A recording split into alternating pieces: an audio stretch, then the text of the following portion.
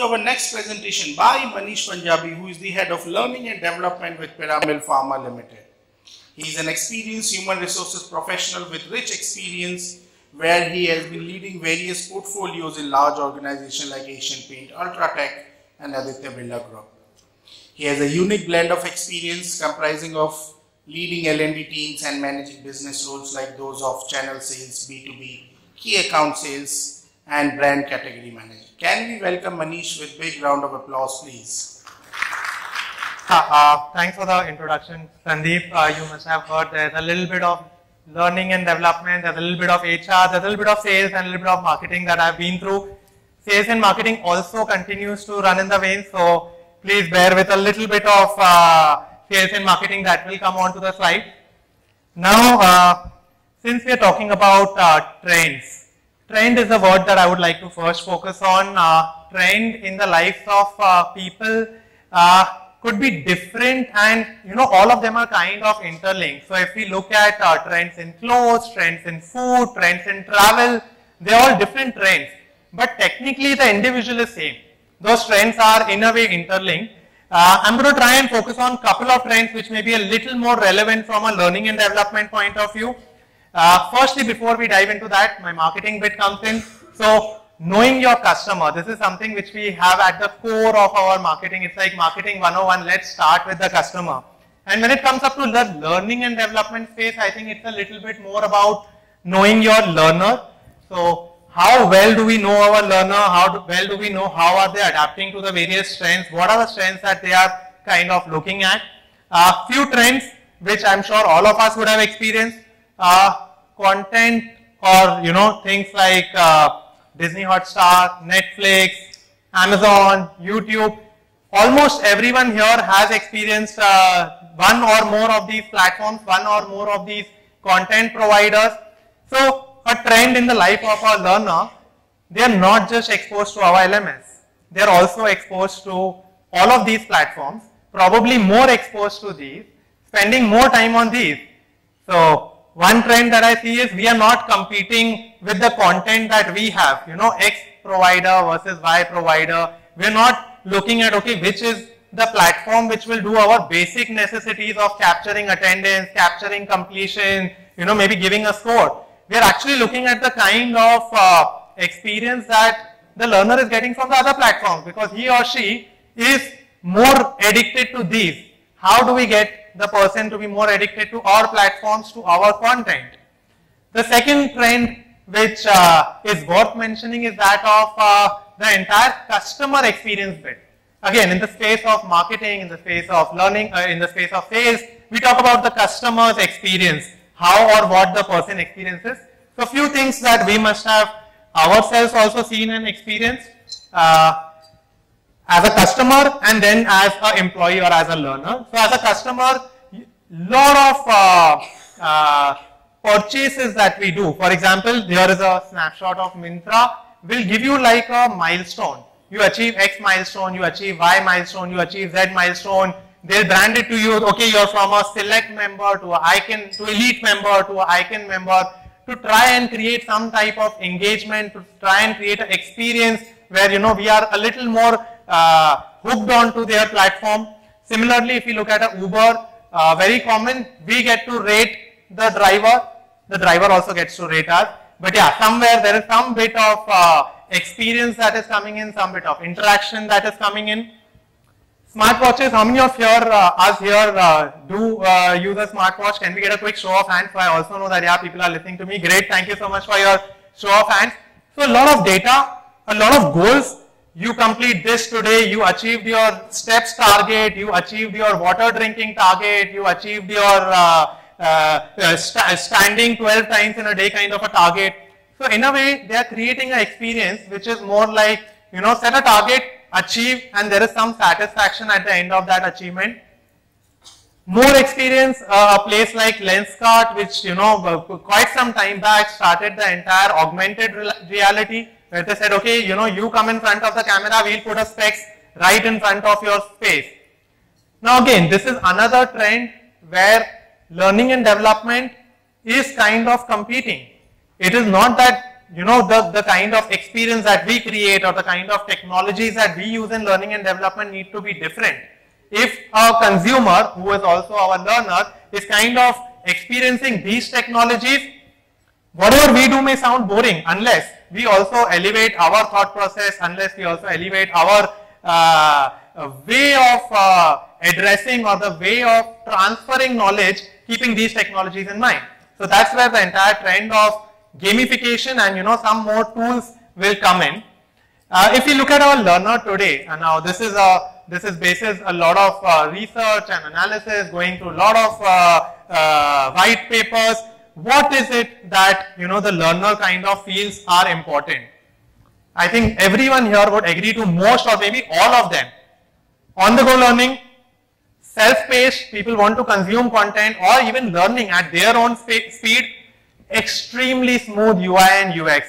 I think this is one space where we have seen some LMS, LXP, some technologies really take off and others really go down just because of the experience that they kind of provide to the user.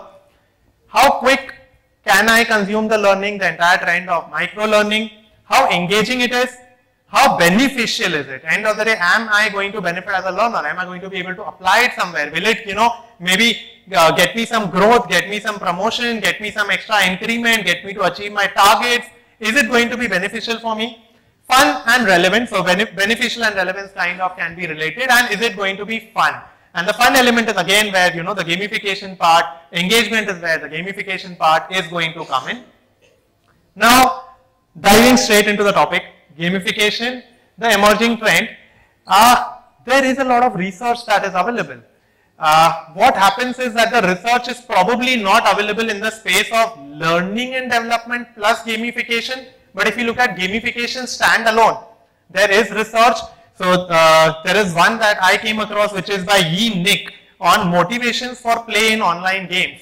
Now, online game itself as an industry has become so big, and those of us who follow startups, on one side we have multiple startups who are loss-making, who are primarily focused on valuations.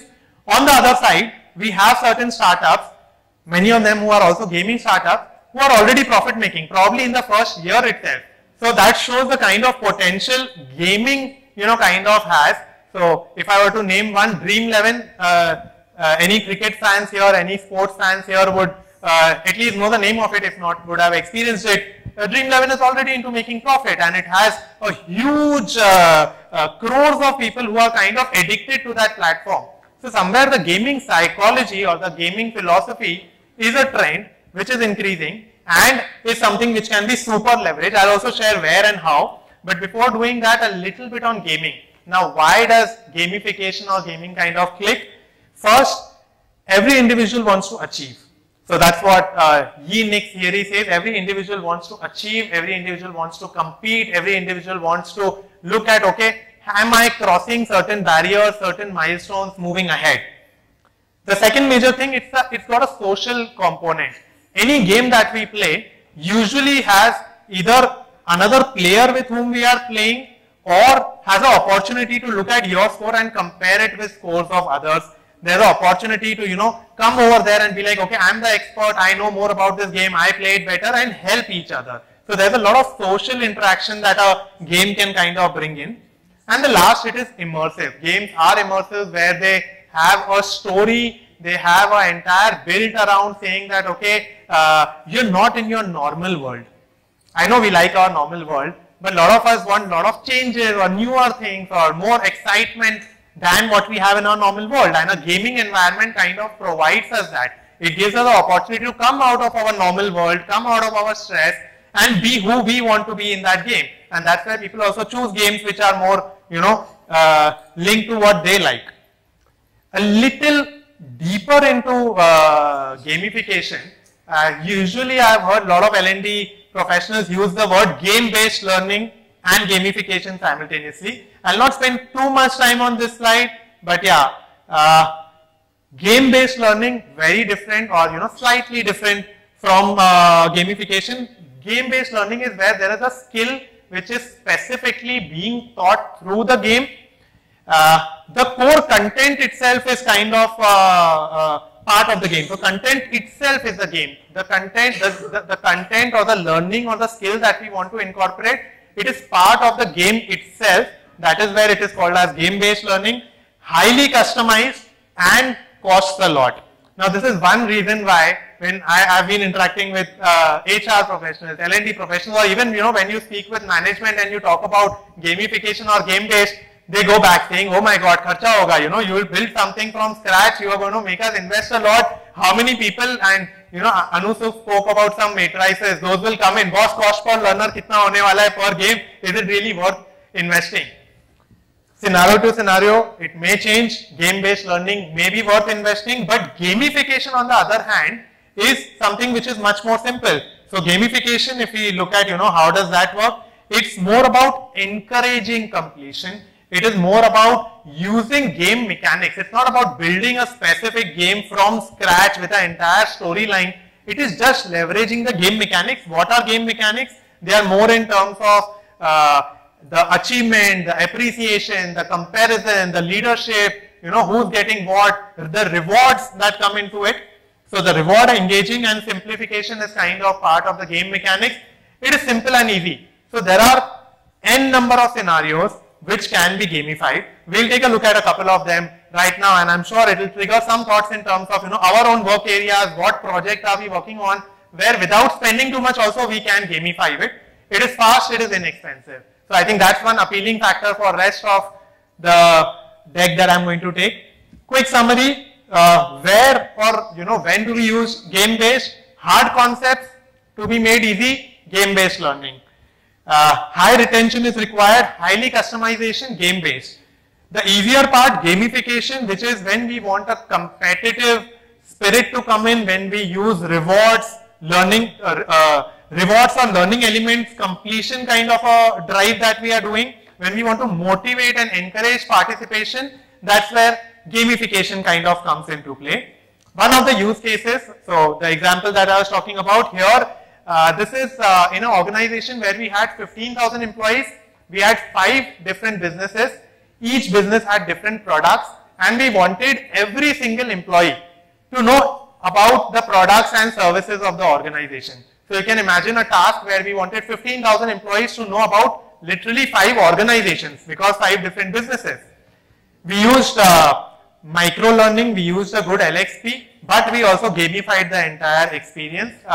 We branded it saying, okay, you know what, everybody doesn't need to know everything. There will be some people who need to know a little bit. There will be our yellow belts.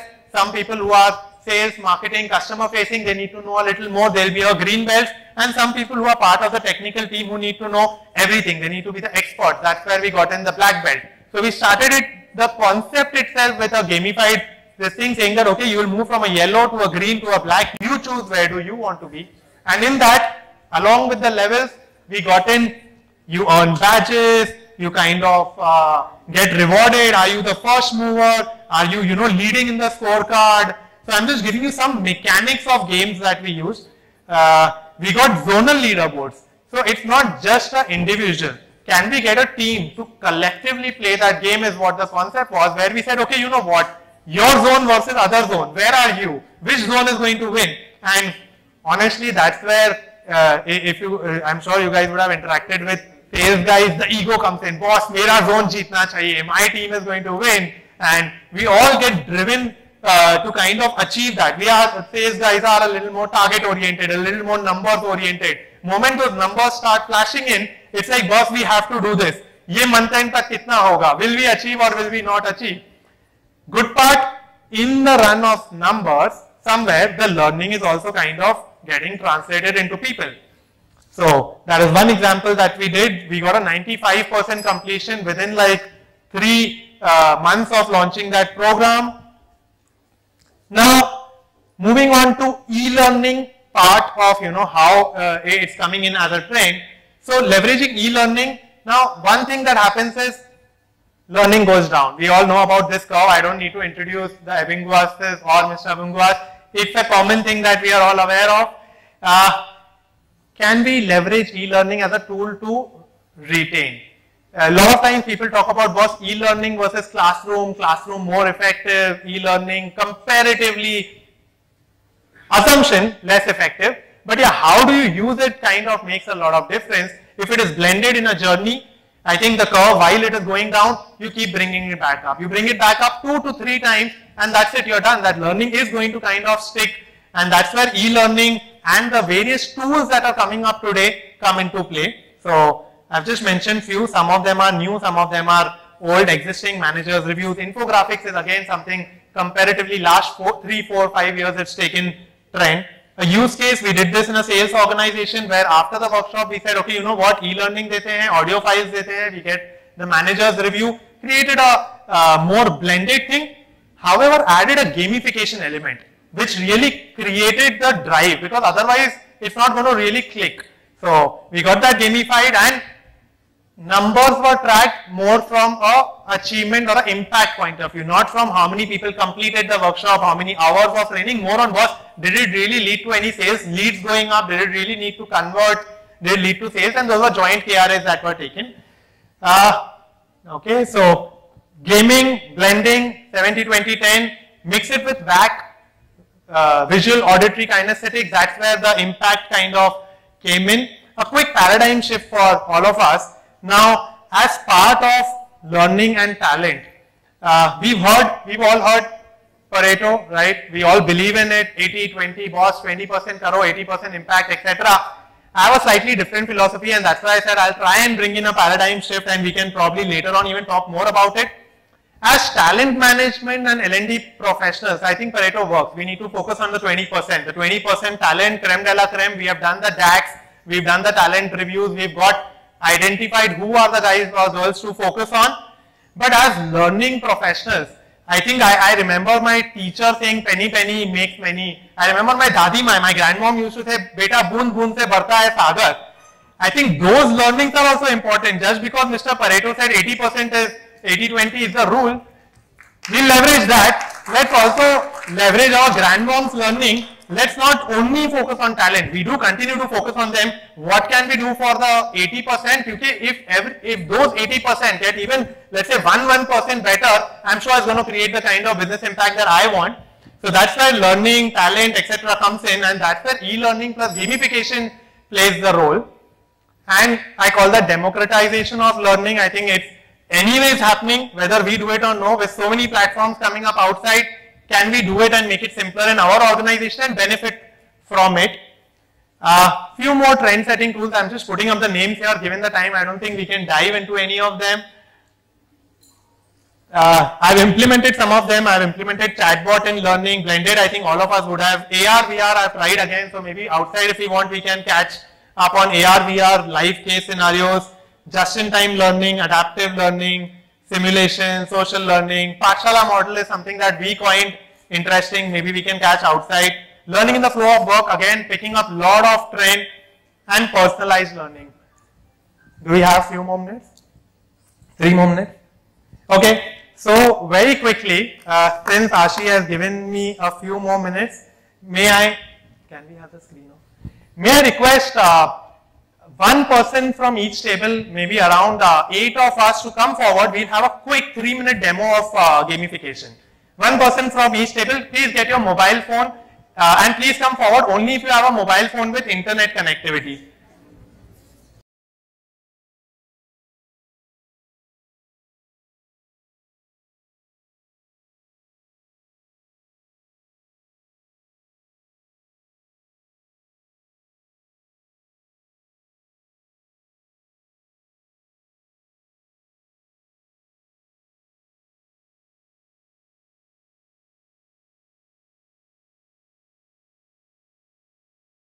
Perfect, we have exact 10. On your browser, go to www.kahoot.it, KAHOOT.it. And once you go to kahoot.it, it will ask for a pin. The pin's coming right up on the screen. In the meanwhile, you see 4 colors and you see 4 shapes. Just remember those 4 colors and shapes.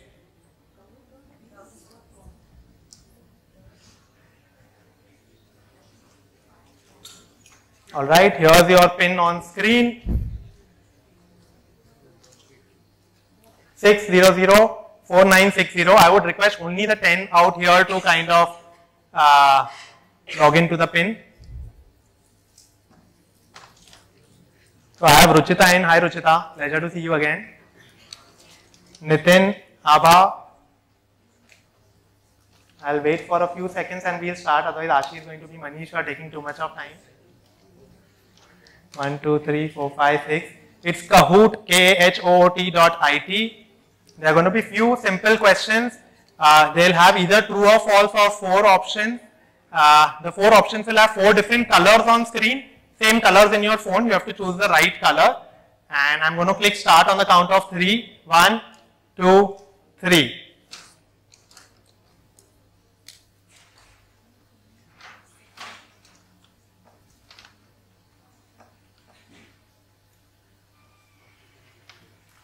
Whose experience is important to be managed by L&D teams as part of the learning journeys? Learner experience, customer experience, work experience, consumer experience.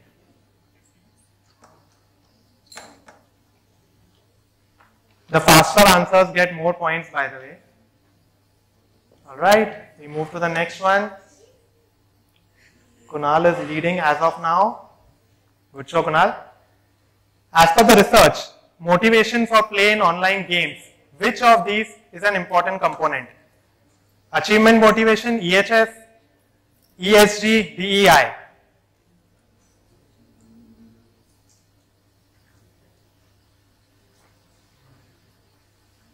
Alright, 8 out of 10 got this one right. I wonder who was listening to me. Next one, or maybe DEI and EHS really running in our minds. Neha and Harshita have taken over. Well done, Neha. Fun, engaging, quick. These are some of the needs of today's learners. True, false. The quicker you are, the more score you get. Alright, 10 on 10, very happy. But the leaderboard changes a little. Neha continues to lead. Neha, do you think you are going to win? Yeah?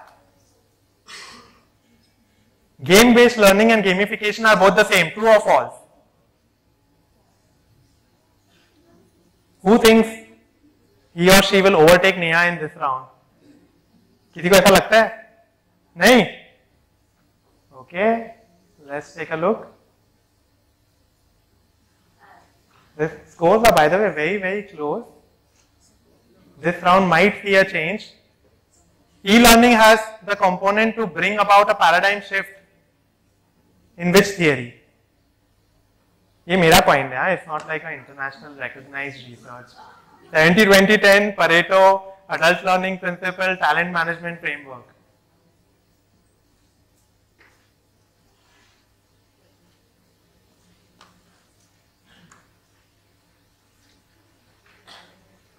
Nine answers, one more person to give an answer. Alright.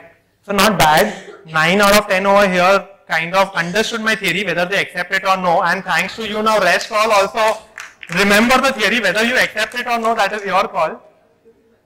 Okay. ये referral कौन है? Referral? Okay. 6 out of 7, second last question. Which of these are not part of the slide on trend setting L&D tools? Immersive learning, personalized learning, artificial learning in intelligence in learning, global head of learning.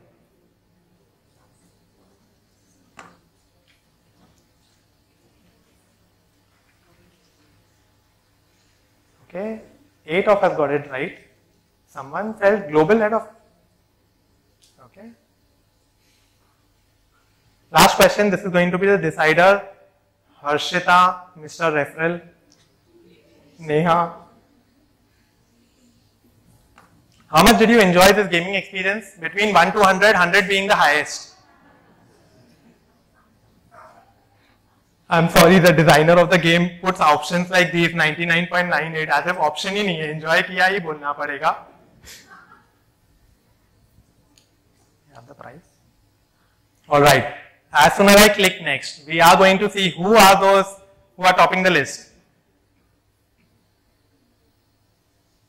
Big round of applause for Prashant. Prashant, can you come up please? Nitin for being second. Nitin. And number 1, Tarannum. Alright, we are going to give you a small chocolate. Thank you so much, Prashant, for participating and performing. Nitin, thank you so much. Tarannum, thank you so much.